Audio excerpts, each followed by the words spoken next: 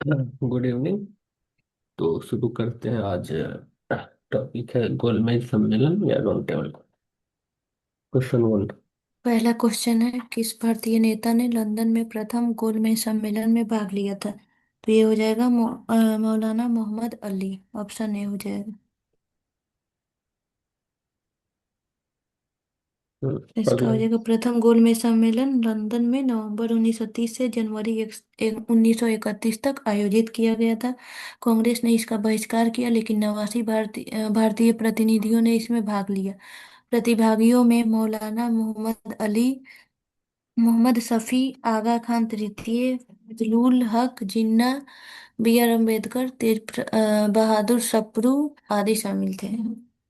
Question next है, to. प्रथम गोलमेज सम्मेलन के बारे में कौन सा कथन गलत है? तो ये हो जाएगा, इसमें कांग्रेस के प्रतिनिधियों ने भाग लिया था। अभी तो पढ़े नहीं लिया था। हर लाइन से क्वेश्चन बना देता है। भारतीय राष्ट्रीय कांग्रेस ने प्रथम गोलमेज सम्मेलन में भाग नहीं लिया था। यह साइमन कमीशन की रिपोर्ट पर चर्चा करने के लिए 1930 में लंदन में आयोजित किया गया था। तीसरा। नेक्स्ट, लंदन में आयोजित प्रथम गोलमेज सम्मेलन में भारतीय ईसाइयों का प्रतिनिधित्व किसने किया था? तो ये होगा KT Paul. Option D. KT Paul. ये ईसाइयों का प्रतिनिधित्व किए थे, और ब्रिटिश प्रधानमंत्री राम सम्मेलन की अध्यक्षता ब्रिटिश प्रधानमंत्री राम से मैकडोनाल्ड ने की थी। McDonald burger. हाँ, उसी में का ओके। कोई था। ब्रिटिश सरकार द्वारा लंदन में भारतीय नेताओं का प्रथम गोलमेज सम्मेलन कब बुलाया गया? 1930। ऑप्शन सी हो जाएगा।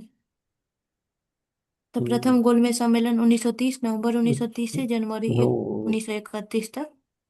नेक्स्ट, किन 31 में दे नेताओं ने देता है, दूसरे होगा गोलमेज कंफ्यूज कर। हाँ, किन नेताओं ने दूसरे गोलमेज सम्मेलन में भाग लिया? तो ये हो जाएगा, महात्मा गांधी, सरोजनी नायडू और मदन मोहन मालवीय। एक, दो और तीन, ऑप्शन सी। इसको थोड़ा पढ़ लेते हैं। महात्मा गांधी ने कांग्रेस के एकमात्र आधिकारिक प्रतिनिधि के रूप में भाग लिया। सरोजिनी नायडू और मदन मोहन मालवीय ने भी भाग लिया। मालवीय निर्दलीय रूप में। मौलाना आजाद ने भाग नहीं लिया था। नेक्स्ट है, किसने दूसरे गोलमेज सम्मेलन में भाग नहीं लिया था? जवाहरलाल नेहरू। ऑप्शन डी हो जाएगा।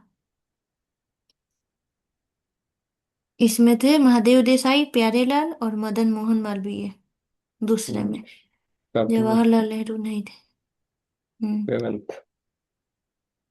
नेक्स्ट देखते हैं, किस नेता ने दूसरे गोलमेज सम्मेलन में भाग नहीं लिया? तो ये हो जाएगा डॉक्टर राजेंद्र प्रसाद। नहीं नहीं नहीं। इसे इसी में गलत करवाता है। गांधी, सरोजिनी और नायडू, कहीं नहीं, मालवीय। ठीक से एग्जाम में पता भी नहीं लगता है। हाँ, आजकल देखते हैं, ट्रेंड शुरू हो गया है, सब नहीं पाए बहुत। दूसरे गोलमेज सम्मेलन में कांग्रेस का प्रतिनिधित्व किसने किया? महात्मा गांधी। Option D. ऊपर था ये तो, नमक। एक्सप्लेन किया था। लंदन में आयोजित निम्नलिखित में से किस गोलमेज सम्मेलन में महात्मा गांधी उपस्थित थे? तो द्वितीय। महात्मा गांधी अब जी। कथन और कारण कथन आ कर। गया फिर। पढ़ा इसको जाए। देखते हैं, जवाहरलाल नेहरू ने दूसरे गोलमेज सम्मेलन 1932 में भारतीय राष्ट्रीय कांग्रेस का प्रतिनिधित्व किया ना? इसमें तो गांधी जी किए थे ना। गांधी इरविन समझौते 1931 में यह निहित था कि राष्ट्रीय कांग्रेस दूसरे गोलमेज सम्मेलन डी होगा ना। 1931 में भाग लेगी। तो ये गलत है, दूसरा। लेकिन आर सही है। दूसरा पढ़ने का काम भी नहीं है, ये गलत है तो ऑप्शन डी हाँ। है। इसको कहते हाँ, हैं लॉजिक। तो एग्जाम में लगाएंगे ना, प्रैक्टिस में नहीं लगाया जाता है। नेक्स्ट है, किस गोलमेज सम्मेलन में गांधी जी ने भाग लिया था? तो केवल द्वितीय। ऑप्शन बी हो जाएगा। कितना बार ठीक है। पूछेगा? गांधी जी का जलवा। बात। इसीलिए टॉपिक वाइज करना फायदा रहता है। हम्म, महात्मा गांधी जब दूसरे गोलमेज सम्मेलन में भाग लेने के लिए लंदन गए तो कहाँ ठहरे थे? Kingsley hall. किंग्सले। ये सभी याद रखना पड़ेगा, कहाँ ठहरे थे। और क्या, महात्मा गांधी का पूरा। चिट्ठा के बैठ रहा होगा तेरा। महात्मा गांधी दूसरे गोलमेज सम्मेलन में कांग्रेस प्रतिनिधि के रूप में भाग लेने के लिए किस जहाज से बॉम्बे से लंदन के लिए रवाना हुए?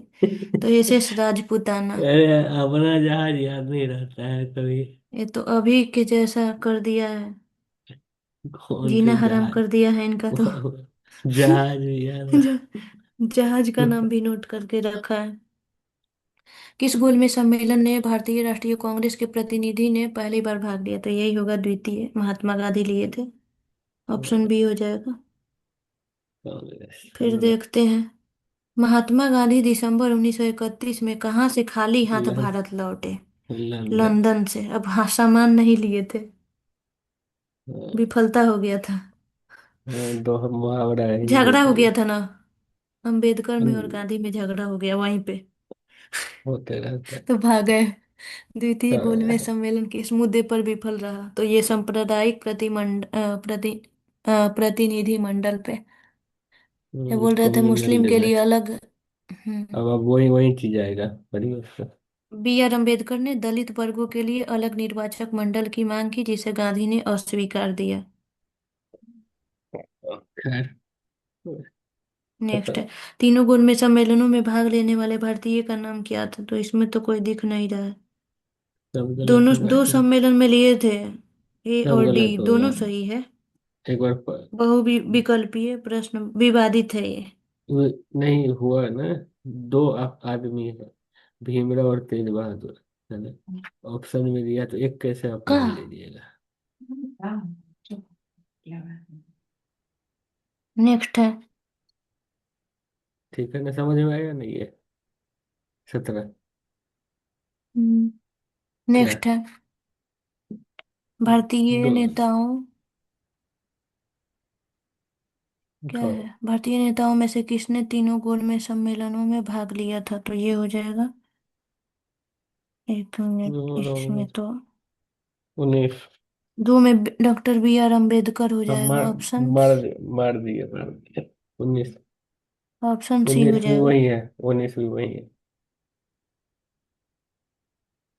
वही है। हाँ, अब पूछो नेक्स्ट है, या। तीनों गोलमेज सम्मेलनों में किसने भाग लिया था? 21 हो गया। 21 21। ये सेम क्वेश्चन था तो। 21 नंबर। 1930-32 के दौरान लंदन में भारतीय और ब्रिटिश राजनीतिक नेताओं की बैठक को अक्सर प्रथम, द्वितीय और तृतीय गोलमेज सम्मेलन के रूप में जाना जाता है। ऐसा उन्हें ऐसा कहना गलत होगा, क्योंकि तो इसमें हो जाएगा, यह 3 सत्रों में आयोजित एक सम्मेलन का उदाहरण था, न कि 3 अलग अलग सम्मेलनों का। ऑप्शन डी हो जाएगा। पढ़ लेना कुछ। आदर्श रूप से वे एक ही सम्मेलन के 3 सत्र थे, न कि 3 अलग अलग सम्मेलन।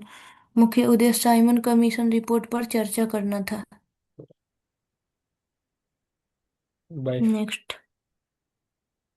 ये हो जाएगा, किस गोलमेज सम्मेलन का प्रतिनिधित्व भारतीय राष्ट्रीय कांग्रेस ने किया था? तो ये हो जाएगा द्वितीय गोलमेज सम्मेलन। Option B. 23। नेक्स्ट है, 1932 में कौन सा गोलमेज सम्मेलन आयोजित किया गया था? तो तृतीय तीसरा। हुआ था। सत्रह तृतीय गोलमेज नवंबर से। सम्मेलन 1932 से 24 दिसंबर 1932 तक। गोल नेक्स्ट है, मेज होता भारतीय था ना। राष्ट्र उस गोल मेज पे बैठा दिया गोलाकार जाता। मेज होता था इसलिए। राउंड भारतीय टेबल। राष्ट्रीय कांग्रेस ने निम्नलिखित में किस गोलमेज सम्मेलन में भाग नहीं लिया? तो ये हो जाएगा, ये हो जाएगा ए और सी। एक से अधिक होगा ना, एक से हम्म। अधिक होगा। फर्स्ट तो एंड कांग्रेस थर्ड। ने प्रथम और तृतीय गोलमेज सम्मेलनों में भाग बी नहीं लिया, बी इसलिए एक से बीपीएससी में अधिक है। विकल्प। 17 का। बीपीएससी का भी ऐसा ही क्वेश्चन पूछता है क्या। वन लाइनर हमेशा देखते हैं, छोटा छोटा क्वेश्चन लेके बैठता है। प्रथम गोलमेज सम्मेलन में डॉक्टर अंबेडकर ने दलित वर्गों के लिए अलग निर्वाचक मंडल की मांग की। और दूसरा है, पुनः समझौते में स्थानीय निकायों और सिविल सेवाओं में दलित लोगों के प्रतिनिधित्व के लिए विशेष प्रावधान किए गए। और तीसरा तीनों है, सही है भारतीय क्या। राष्ट्रीय कांग्रेस ने तीसरे गोलमेज सम्मेलन में भाग नहीं लिया। तो ये तीनों हो जाएगा। Option D. वही चीज हो गया। हम्म, ठीक है। अगला चैप्टर देखें।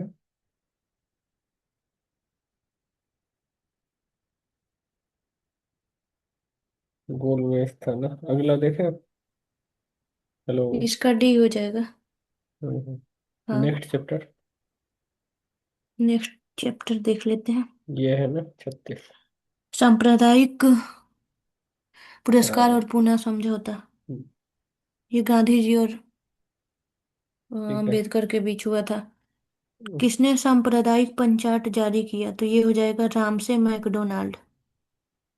ऑप्शन ए इसमें हो वो भी जाएगा। था, इसमें इसका नाम आया भी था। ब्रिटिश लेकिन प्रधानमंत्री रामसे मैकडोनाल्ड ने 16 अगस्त 1932 को सांप्रदायिक पंचायत की घोषणा की। यह दूसरे गोलमेज सम्मेलन में दलित वर्गों के विभिन्न समुदायों के लिए अलग निर्वाचक मंडल पर आम सहमति की कमी के कारण था।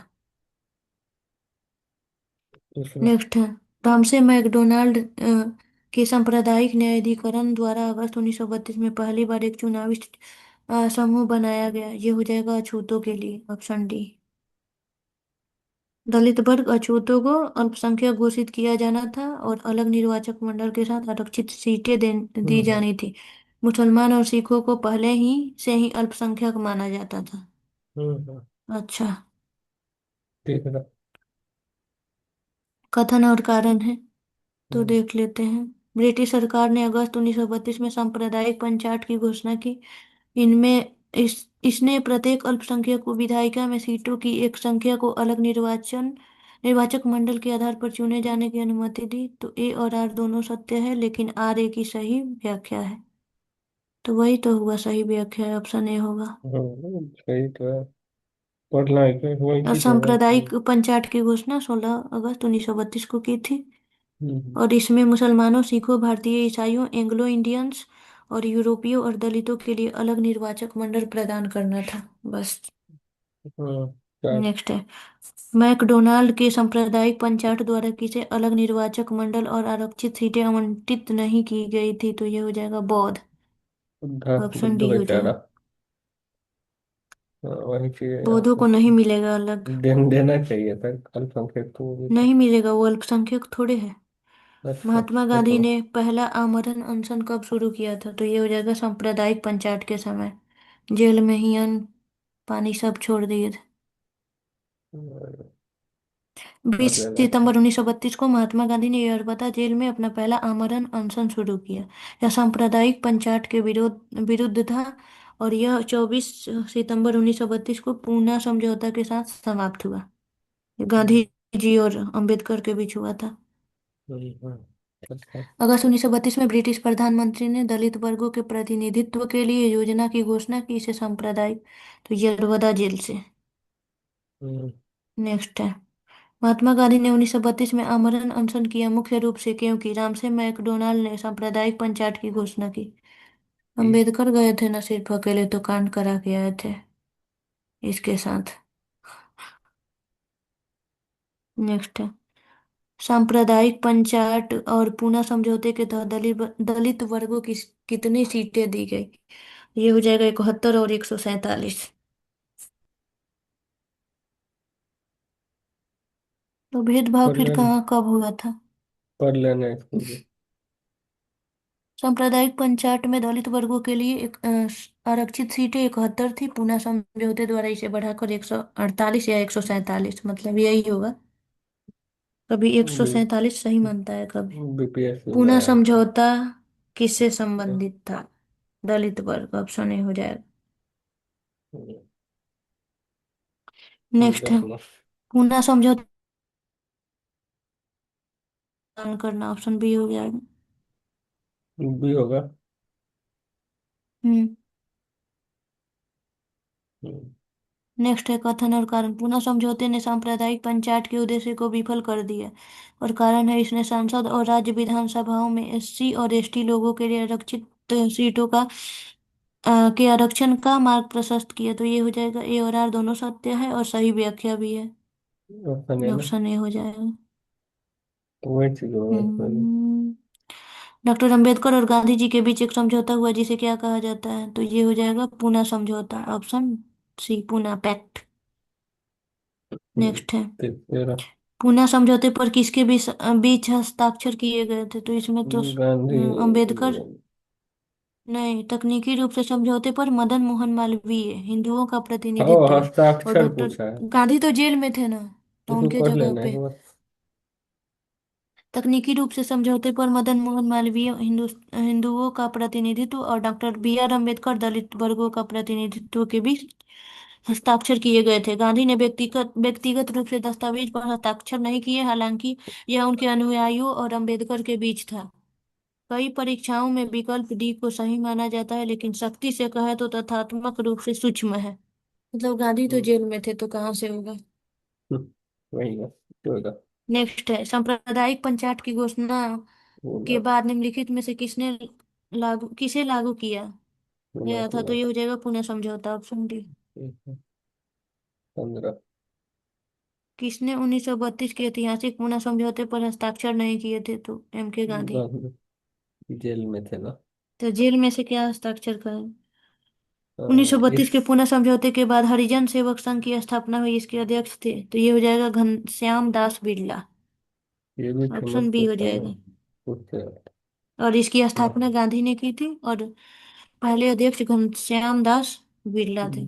बिरला जी थे। किसने 17। 1932 में अखिल भारतीय हरिजन सेवक संघ की स्थापना की? तो ये हो जाएगा महात्मा महात्मा गांधी, एम गांधी। के अभी तो गांधी, आ ऑप्शन गया बी। ये। एक्सप्लेनेशन से क्वेश्चन बन गया। नेक्स्ट है, 18। कौन अखिल भारतीय अस्पृश्यता विरोधी लीग बाद में हरिजन सेवक समाज में बदल गया का पहला अध्यक्ष था? तो ये हो जाएगा जी जी, मतलब जी डी बिरला, इसके ऑप्शन बी लिए हो ये जाएगा। क्या। 19। नेक्स्ट है 19 नंबर, 1932 में वो है गठित क्या। अखिल भारतीय अस्पृश्यता जी डी विरोधी लीग बिरला। के पहले अध्यक्ष तो जी डी बिरला। 2 3 बार पूछ दिया हरिजन सेवक क्वेश्चन। संघ किसके का आयोजन किसके द्वारा किया गया था? तो ये हो जाएगा महात्मा महात्मा गांधी ना। गांधी। उन्होंने साप्ताहिक पत्रिका हरिजन भी प्रकाशित की थी। 21। नेक्स्ट 21 नंबर, 31 नंबर, हम्म, 1932 में अखिल भारतीय हरिजन संघ के संस्थापक कौन थे? तो ये हो जाएगा महात्मा महात्मा गांधी। गांधी, वो कितना बार पूछेगा। Option C. हरिजन संघ। नेक्स्ट है, हरिजन सेवक संघ का पूर्व नाम क्या था? तो ये हो जाएगा अखिल भारतीय अस्पृश्यता विरोधी लीग, ऑल ऑप्शन ए हो इंडिया जाएगा। Anti untouchability league. और 30 30 सितंबर सितंबर 1932। 1932 को स्थापित हुआ था। 23। नेक्स्ट है, अखिल भारतीय दलित वर्ग लीग की स्थापना किसके द्वारा की गई? तो ये हो जाएगा जगजीवन राम, ऑप्शन बी। बाबू जगजीवन जी। और नोट देख लेते हैं। बाबू जगजीवन राम ने अखिल भारतीय दलित वर्ग लीग की स्थापना की। All India schedule caste federation की स्थापना बी आर अम्बेडकर ने की थी। नेक्स्ट है, ठीक है। 24। लास्ट किसने एक कहा है। था महात्मा गांधी क्षणिक भूत की तरह धूल उठाते हैं लेकिन अस्तर नहीं? अम्बेडकर, ऑप्शन ए हो जाएगा। उसका मतलब अंबेडकर क्या ने है। 14 अगस्त 1931 को मुंबई में गांधी के साथ बातचीत के दौरान यह कहा, यह दलित वर्गों की स्थिति के संबंध में उनके बीच के संघर्ष को दर्शाता है। बात तो सही है। बाप रे। हम्म, कौन सा था नेक्स्ट क्या है, कांग्रेस अगला। सोशलिस्ट हाँ, अगला पार्टी। देखते हैं कि कितना क्वेश्चन है और खिंचाएगा कि नहीं। 17 है। हाँ, आराम से रेडी जल्दी। चलते हैं फिर। कांग्रेस सोशलिस्ट पार्टी की पहली बैठक कहाँ आयोजित की गई थी? तो ये हो जाएगा पटना में, ऑप्शन सी। पटना में बिहार में बहुत कुछ होता था पहले। पढ़ कांग्रेस लेना। सोशलिस्ट पार्टी की स्थापना मई 1934 में पटना के कांग्रेस समिति की बैठक के दौरान हुई थी। अक्टूबर 1934 में बंबई में पार्टी की नीतियों और प्रणालियों का निर्णय लिया गया। नेक्स्ट, कांग्रेस सोशलिस्ट पार्टी का पहला सत्र किस वर्ष आयोजित किया गया था? तो ये हो जाएगा 1934, ऑप्शन बी। हम्म, 30। नेक्स्ट है, कांग्रेस सोशलिस्ट पार्टी के संबंध में निम्नलिखित कथनों पर विचार कीजिए। तो इसका है, पहला, जनवरी 1934 में कांग्रेस सोशलिस्ट पार्टी का गठन हुआ, और दूसरा है, समाजवाद के प्रति अपनी सहानुभूति के कारण जवाहरलाल नेहरू औपचारिक रूप से इस पार्टी में शामिल हो गए। तो दोनों में से कोई नहीं होगा। तू पढ़ लेना इसको तो। देख लेते हैं, पार्टी का गठन पटना में मई 1934, जनवरी नहीं, मई में हुआ था ना। हम्म। जयप्रकाश नारायण महासचिव थे और आचार्य नरेंद्र देव अध्यक्ष थे। जवाहरलाल नेहरू कभी भी औपचारिक रूप से इस पार्टी में शामिल नहीं हुए, हालांकि उनका झुकाव समाजवाद की ओर था। नेक्स्ट। तीसरा था ना, चौथा।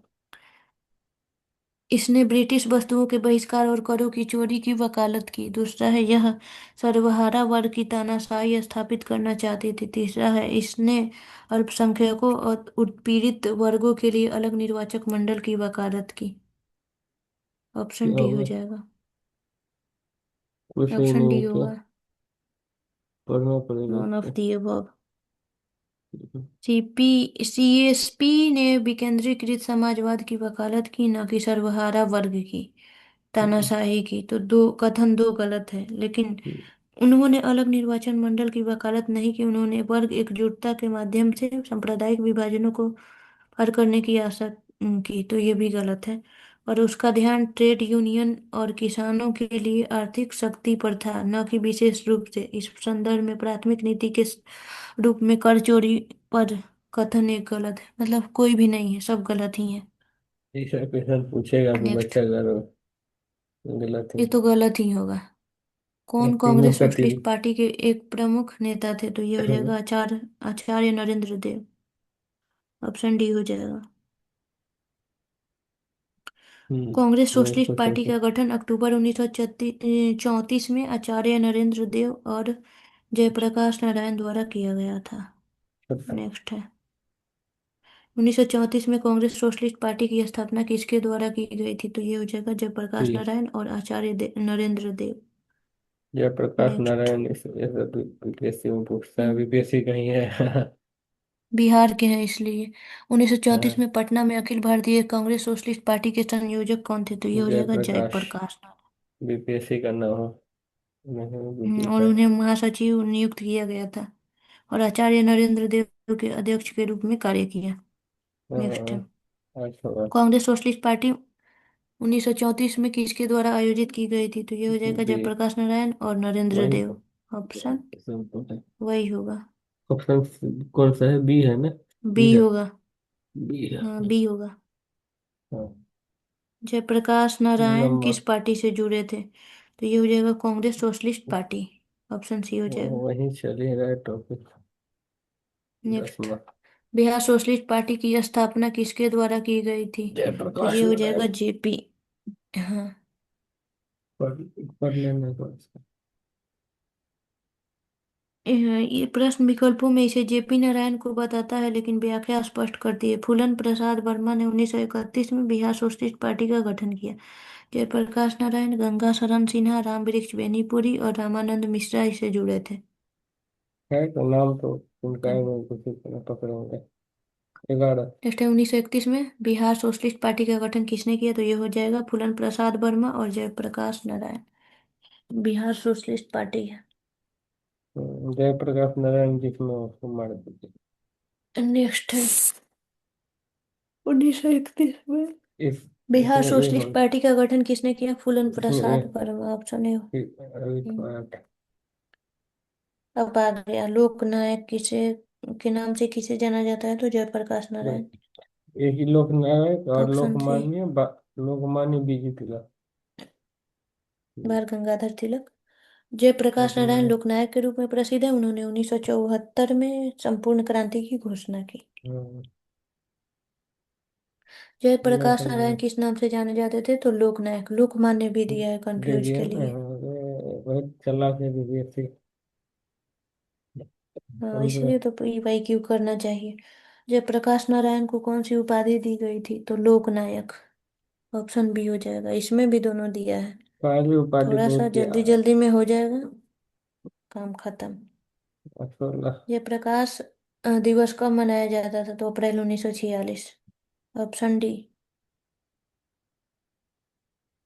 जयप्रकाश दिवस अप्रैल 1946 में जेल से उनकी रिहाई की मांग के लिए मनाया गया था।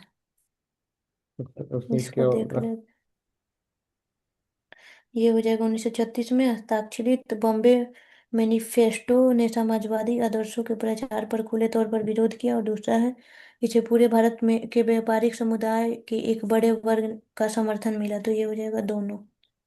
एक बहुत और हो बी, गया ना। दो दोनों। नेहरू के समाजवादी विचारों के प्रचार का विरोध करने के लिए 21 व्यवसायियों द्वारा बॉम्बे मैनिफेस्टो 1936 पर हस्ताक्षर किए गए। इसे व्यापारिक समुदाय का बड़े पैमाने का समर्थन मिला। हम्म, चैप्टर खत्म।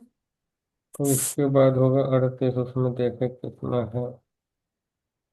इसके बाद ही पाएगा। तो 10 मिनट का टाइमर शुरू नहीं हुआ है। कौन सा भी हुआ था?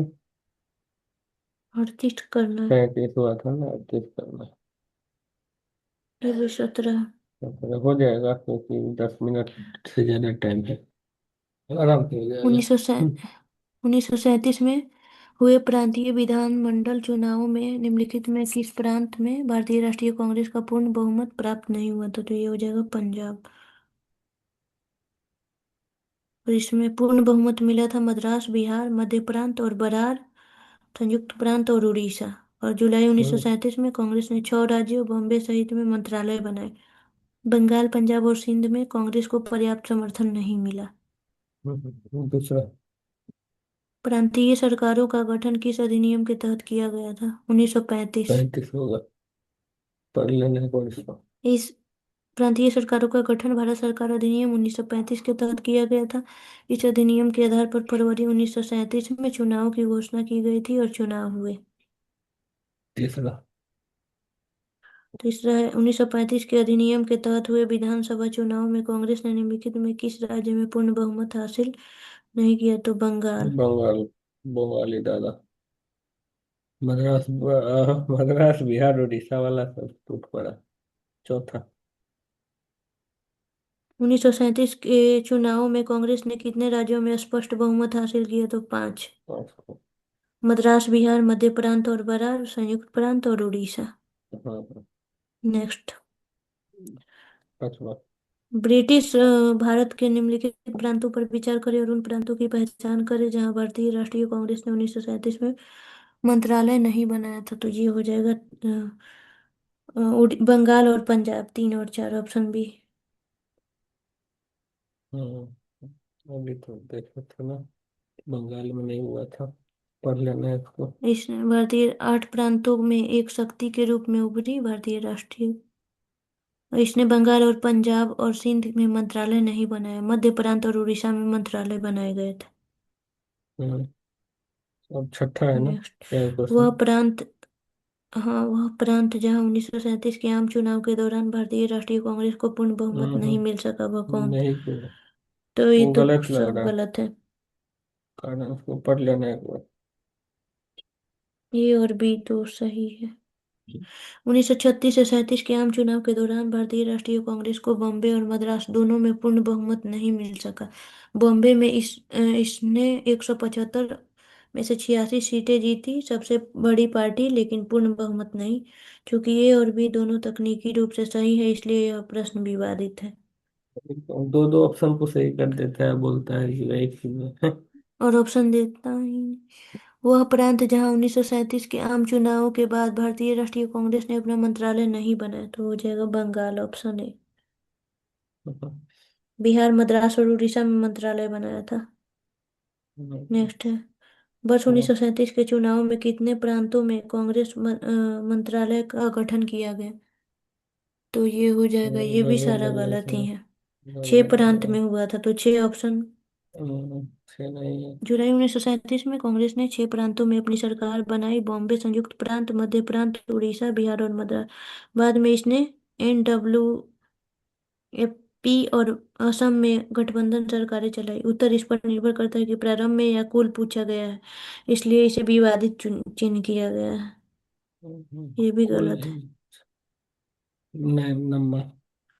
नेक्स्ट है। 1935 के अधिनियम के तहत निम्नलिखित में से किस पंजाब प्रांत होगा। में कांग्रेस मंत्रालय का गठन नहीं किया गया था? तो ये हो जाएगा पंजाब होगा। पंजाब। केवल हम्म, बंगाल, पंजाब, सिंध। ऑप्शन के में इसमें। कांग्रेस को सरकार बनाने के लिए पर्याप्त समर्थन नहीं मिला। 10वां। नेक्स्ट। 1935 के अधिनियम के बाद 1937 के चुनाव में गठित कांग्रेस मंत्रालय का कार्यकाल कितना था? तो ये हो जाएगा 28 महीने। ऑप्शन डी हो जाएगा। कांग्रेस मंत्रालयों का कार्यकाल 28 महीने का था। उन्होंने 22 अक्टूबर 1939 को इस्तीफा दे दिया क्योंकि भारतीयों की सहमति के बिना द्वितीय विश्व युद्ध में शामिल किया गया था। ये भी तो वही है, 28 महीना। उसे घुमाया है नेक्स्ट है। क्वेश्चन को। हाँ, पढ़ लेते हैं या छोड़ पढ़ देते हैं। लेना है, लैंग्वेज। 1937 में प्रांत में मंत्रालयों के गठन के बाद कांग्रेस का शासन कितने समय तक चला? तो 28 महीने। नेक्स्ट। मुस्लिम लीग ने मुक्ति दिवस कब मनाया? 1939, ऑप्शन ए। जिन्ना ने कांग्रेस मंत्रालयों के इस्तीफे के बाद भारतीय मुसलमानों से 22 दिसंबर 1939 को मुक्ति दिवस के रूप में मनाने का आह्वान किया। नेक्स्ट। 13। श्री कृष्ण सिंह द्वारा गठित बिहार की निर्वाचित सरकार ने फरवरी 1938 में किस कारण से इस्तीफा दे दिया? तो राजनीतिक कैदियों की रिहाई के लिए, ऑप्शन सी। श्री कृष्ण सिंह के मंत्रालय ने 1938 में राज्यपाल पर राजनीतिक कैदियों की रिहाई के लिए दबाव डालने के लिए इस्तीफा दे दिया। राज्यपाल ने बाद में मांगे मान ली और मंत्रालय ने फिर से कार्यभार संभाल लिया। हम्म, नेक्स्ट। किस कार्य 14। समिति में कांग्रेस ने भूमि स्वामित्व को समाप्त करने की नीति अपनाई? तो ये हो जाएगा कार्य समिति 1937। वही दिया है। नेक्स्ट। 15। 1937 के चुनाव के बाद यूपी में गठित मंत्रालय में वित्त विभाग किसे सौंपा गया था? तो ये हो जाएगा रफी अहमद किदवई। और गोविंद वल्लभ पंत प्रीमियर प्रधानमंत्री थे और कैलाश नाथ काटजू कानून और न्याय मंत्री थे। पहले मुख्यमंत्री को ही प्रधानमंत्री बोला जाता था। प्रधानमंत्री किस चीज का था ये? फाइनेंस बोला जाता था मिनिस्टर। पहले। अच्छा। कांग्रेस शासित प्रांतों में मुस्लिम शिकायतों से जुड़ी निम्नलिखित रिपोर्टों पर विचार करें। तो ये हो जाएगा पीरपुर रिपोर्ट, शरीफ रिपोर्ट और कांग्रेस शासन के तहत मुस्लिम पीड़ा, तीनों। एक दो तीन ऑप्शन है। इसका क्रम है। तो करम एक दो बोलना तीन है। ही है। हाँ, करम बोलना है। नीचे लिखा है, ऊपर हाँ क्वेश्चन हाँ। दिया। तो पीरपुर रिपोर्ट 1938, शरीफ रिपोर्ट मार्च 1939 और फजलुल हक रिपोर्ट कांग्रेस शासन के तहत मुस्लिम पीड़ा, दिसंबर 1939। यूपी लोअर सब सब इंस्पेक्टर, अरे की क्या है? लोअर टफ सब कुछ क्वेश्चन और आता होगा। था। ये क्वेश्चन नेक्स्ट है, अच्छा निम्नलिखित आता में था। कौन बिहार के पहले राज्यपाल थे? तो sir James David Sifton, option B हो जाएगा। उड़ीसा से अलग होने के बाद 1936 में सर जेम्स डेविड शिफ्टन बिहार के पहले राज्यपाल बने। उन्होंने 1 अप्रैल 1936 से 10 मार्च 1937 तक सेवा की। खत्म। हम्म, ठीक है, इस वीडियो में इतना ही रहने देता हूँ। तो thank you for watching. Link quiz का मिल जाएगा आप लोगों को डिस्क्रिप्शन।